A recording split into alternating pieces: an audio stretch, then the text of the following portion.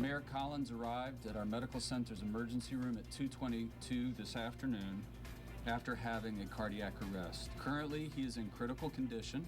A major story breaking right now. Toledo's mayor fighting for his life. I just jumped in the car, turned it, put it in park, turned it off, and 911 was like, you need to pull him out and start CPR. The story unfolding. The cardiac arrest and the crash that sent the mayor to the hospital, and the woman who helped save Mike Collins seconds later. Once the wind picked up, the roads really got bad. Breaking at this hour, the dangerous conditions on our roads. How drivers are battling the conditions, as most of Northwest Ohio is under a snow emergency. And we can't do this without you folks, so we have to pull together.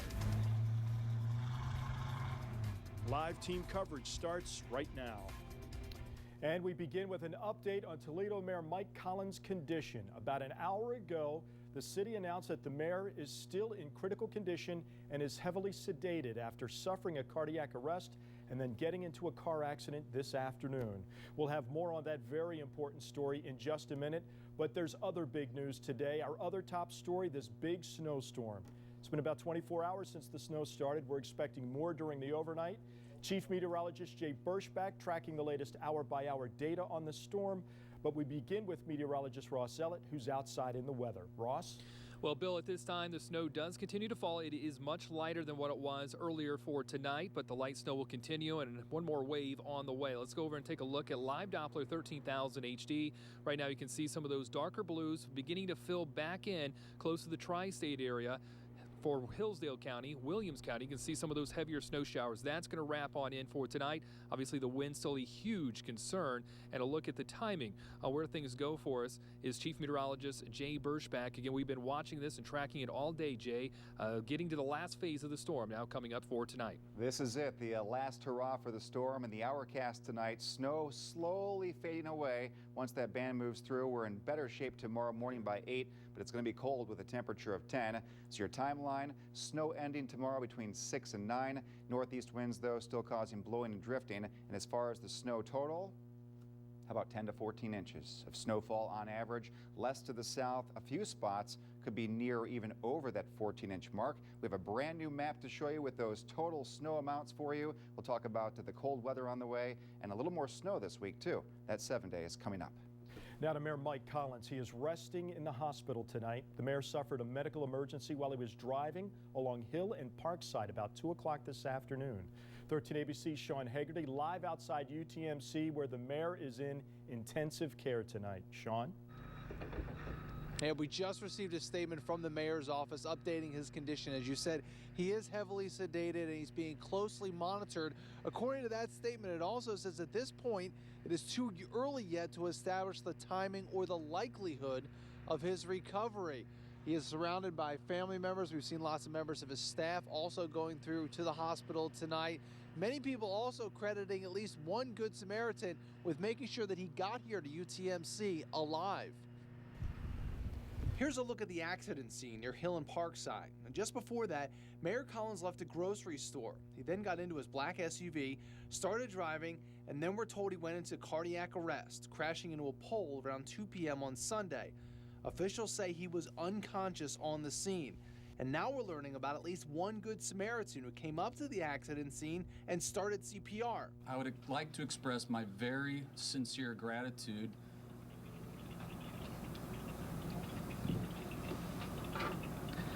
to a citizen who initiated the mayor's care and to the heroic efforts of Toledo Fire and Toledo Police who resuscitated Mayor Collins.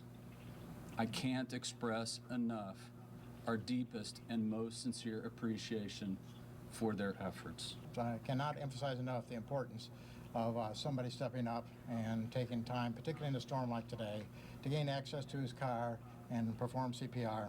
That's a wonderful thing, and I thank that citizen. Mayor Collins talked about this being a compassionate community, and I believe that the act of this one person who was there at the time of our mayor's needs shows that this is a great city and that we have a lot to be thankful for. Collins spent Sunday morning fulfilling his mayoral duties. He spoke at this news conference addressing road conditions. On Saturday, Collins participated in the annual conference for aspiring minority youth. The focus now turns to not only his health, but a city that is still open for business and now dealing with a major weather event. We together are part of a larger community, and I am confident that we will be able to move forward in doing those things that are necessary to keep our citizens safe and to continue the prosperity of the city and the work that the mayor has done thus far. I did want to show you here live at UTMC. There is a police presence here, and that presence has been here pretty much since Collins arrived here about 20 after 2 earlier today. Collins, as you'll recall, also a longtime Toledo police officer. City of Toledo says they expect to give us another update on its condition at 10 a.m. tomorrow morning, so stick with 13ABC and 13ABC.com for that update. Reporting live, Sean Haggerty, 13ABC Action News. Well, as we heard, there was a remarkable story of 2 good Samaritans who may have saved the mayor's life. Tonight, 13ABC's Senna Ora found a woman who ran to help the mayor. Senna has her side of the story tonight. Well, Bill, Evelyn Johnson was having an ordinary day until she saw an accident and stopped to help. She and a man she didn't know both jumped into action. My prayers go out to him and his family right now, you know, and it doesn't matter to me that it was the mayor. I'm just glad that I was able to help him. Evelyn Johnson was driving on Parkside on her way to work. She spotted a crashed SUV on Hill and turned around to help. I was banging on the window. He wouldn't respond. I called 911. There was another gentleman with me at that time. 911 said we need to break the window and get him out because he looked blue in the face at that time. The car was still running, the mayor's foot still on the gas pedal. Johnson says she found a hammer in her trunk and they broke out the back driver's window. Johnson says she then jumped into the car, turned it off, and with the help of the unknown man, pulled Mayor Collins out of the car to begin CPR. I asked the 911, do I put him on the snow? I didn't want to put him on the snow. I really didn't. They're like, no, put him on his back, lift his head up. They was telling me how to do it. You know, I wasn't doing it hard enough pretty much. And so the gentleman took over and we just went back and forth. The whole time, the pair of helpers didn't realize they were helping Toledo's mayor. Not until EMS crews arrived. They was like, did you know it was the mayor? No, we didn't know until she said, oh my God, this is the mayor. This mother of 8 and grandmother of 5 says she spent Sunday night working at a local fast food restaurant worrying about the mayor's condition. She says someone from the mayor's office called her to let her know. They also thanked her for her efforts. I would do it for anyone, you know, regardless of who it is, any citizen, I would have done it for anybody. And the mayor's spokesperson says Chief of Staff Bob Reinbold talked with that woman over the phone. And the identity of the man who also performed CPR and helped the mayor is still unknown at this time, according to the mayor's office. Reporting live tonight, Senna Ora, 13ABC Action News. Well, since the mayor is now under heavy sedation, his staff is determined that he simply cannot carry out his duties of office at this time. Toledo City Charter dictates what happens in this situation. And today the city did something it has never done when the law director swore in Council President Paula Hicks Hudson as acting mayor. Let's repeat after me. I, Paula Hicks Hudson. Now that she is acting mayor, Toledo city government will continue moving. In the short term, Paula Hicks Hudson will perform all the duties of a mayor. She's not likely to propose legislation just yet, but she could sign legislation passed by council. Toledo City Council is in the process of considering the Collins administration's spending plan for 2015. The entire budget is based on the priorities of Mayor Collins, and it is unlikely that this acting mayor would change that budget plan. And the mayor's staff will stay in place. His budget director, George Sarantu, his development director, Matt Sapara, and his chief of staff, Bob Reinbold, who served under Cardi Finkbeiner previously, are all important pieces in this administration, and their service will allow a continuity to government even as they serve an acting mayor. Now, if for some reason the mayor can no longer serve as mayor, Paula Hicks Hudson would serve through the end of this year. There would be a special election in November to fulfill the last 2 years of the Collins term. Meanwhile, Jack Ford is the new council president during the month of February, and Toledo City Council will work with 11 members instead of its 12 for now. Mayor D. Michael Collins has had a distinguished career of public service in his hometown, starting back in 1973 when he began 27 years as a beat officer for the Toledo Police Department. He was also elected by his brothers on the force to serve as president of their police officers union. In 2008, he began his 6 years representing District 2 on Toledo City Council. Then in 2013, he was elected mayor, began his term in January of 2014. So far, he has served 13 months. Now, add this to a very difficult day. News that a Toledo police officer has died. 52-year-old Michael Greenwood died while shoveling snow today. It's not clear if he died while he was on duty. Toledo police not releasing many details, but we are expecting to learn more tomorrow. Well, because of the all-day snowstorm, most of the counties in our area under a snow emergency tonight. Defiance, Fulton, Henry, Lucas, Ottawa counties all under a level 3 snow emergency. Lucas County will give us an update at 6 o'clock in the morning. Erie, Hancock, Huron, Paulding, Putnam, Sandusky, Seneca, Williams, Wood counties, they are all under a level 2 at this hour. And we've heard from the weather team on the snow that's still to come. Now our team coverage continues on a check of the roads. Plow drivers have been busy for nearly 24 hours now. 13 ABC's Christy Lee out in the snow with the latest on how the roads look at this hour. Christy?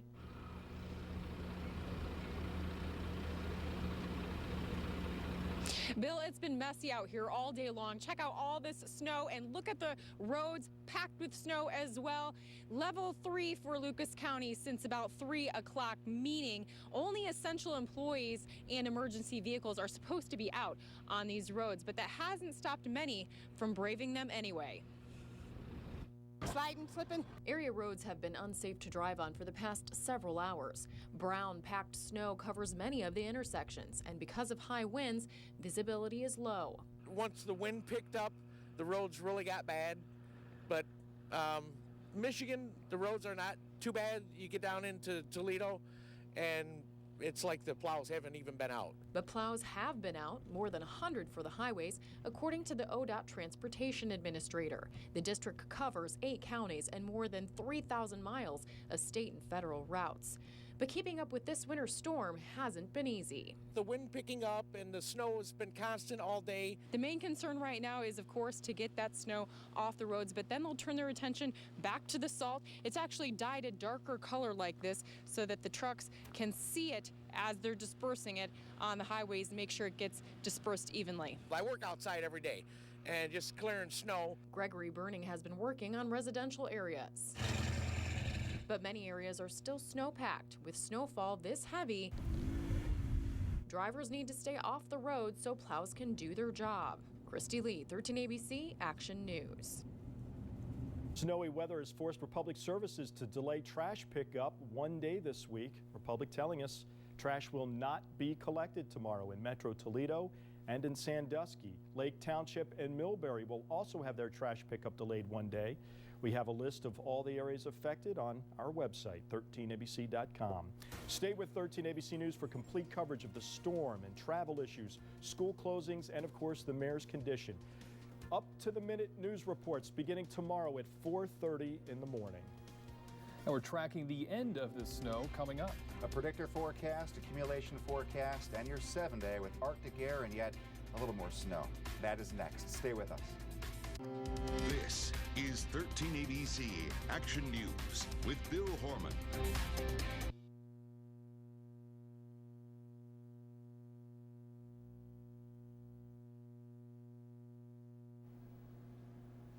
Well, here's a time-lapse video here of some snow falling in Point Place throughout the day today. You can see things kind of adding up there in a hurry, some tracks in the snow, and then everything just buried. Whiteout conditions there for a time. What a difference the landscape looks right now compared to what it did just about a day ago. Yeah, even seeing the snowflakes there flying sideways, and that immediately covers up those snow prints or those footprints and the tracks there. So an interesting day of weather. We had the wind, we had the snow, winds gusting near 30, 35 miles per hour. The height of it about 4 to 8 p.m. here in the metro area, and boy, we went out to measure the snow at that time.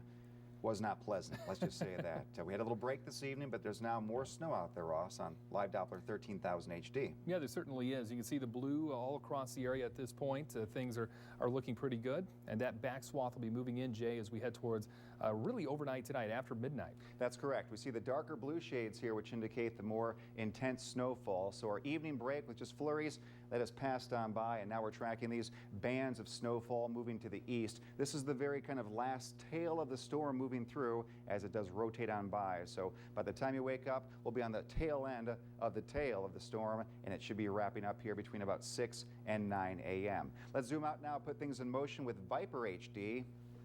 There you go. Still this snowfall to go through. Again, storms here in the northern hemisphere spin counterclockwise. So we had that southwest wind this morning, northeast wind all day long, and now the wind shifting to the north and northwest as this final band comes through. With this chunk, on average about 1 to 3 inches, with more exact timing on that, with predictor by the hour and much more on accumulations. Here is meteorologist Ross Ellett. Ross. Well, here are some of the accumulations that we've had so far that have added up across the area, and a big difference depending where you were at.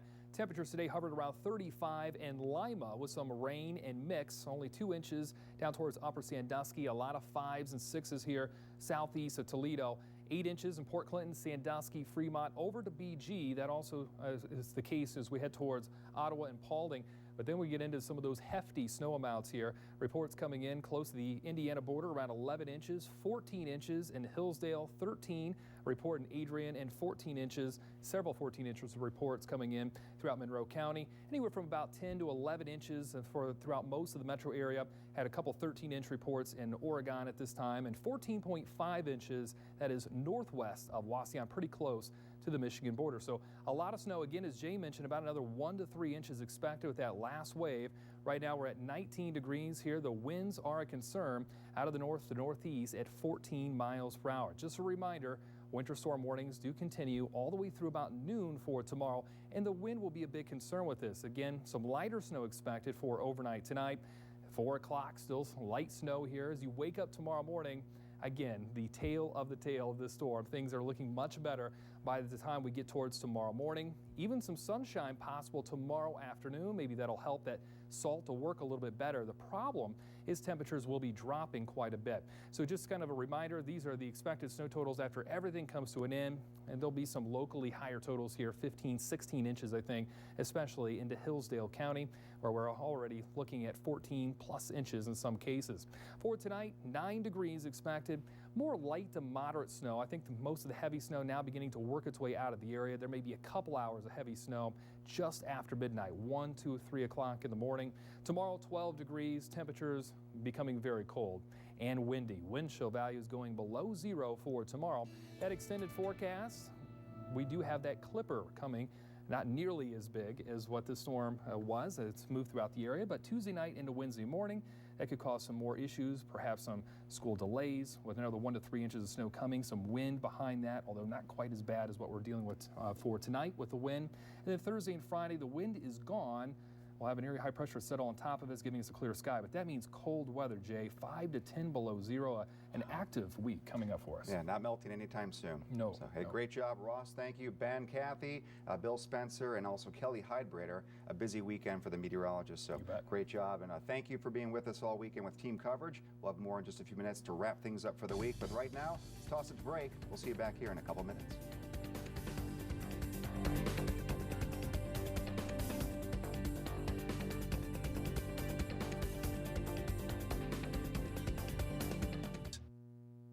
With our heavy snowfall most of this day, Lucas County drivers were put on alert that the county is under a level 3 snow emergency. But if you're planning on flying out of Toledo Express Airport, make sure you check for cancellations first. Every American Airlines flight to and from Chicago was canceled today. That also affects the first couple of flights for tomorrow morning. 13 members of the 180th due back in Toledo tomorrow after their flight was diverted to Detroit Metro today. Weather forced that change in plans. The team is returning from a deployment in Southwest Asia. They will arrive at the 180th Fighter Wing tomorrow morning at 10 o'clock. We're putting a spotlight on some of the stories we're working on for the week ahead. Last Wednesday, the Ohio Department of Agriculture seized a dozen animals, including a bear and some tigers from Tiger Ridge Exotics. Now, the state says owner Kenny Hetrick's application to keep his animals was denied and that he cannot legally keep those animals. Hetrick filed an injunction. A judge said the state must return the animals, but the state is now refusing. That case is headed back to court Tuesday. Tomorrow's your last day to get your Lucas County dog license tag.